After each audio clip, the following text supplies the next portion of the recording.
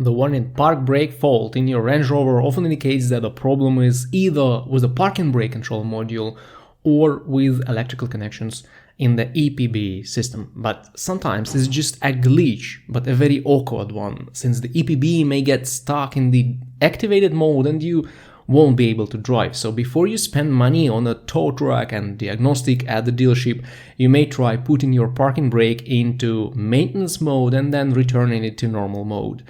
For example, in the 2011-2018 Range Rover Evoque, you will need to turn on the ignition, press and hold the parking brake button, then press and hold the accelerator pedal, then holding the pedal and the button, switch the ignition off, and after several seconds turn it on again. After 3 or 4 seconds, you will see the brake warning light and the message confirming that the brakes are in maintenance mode.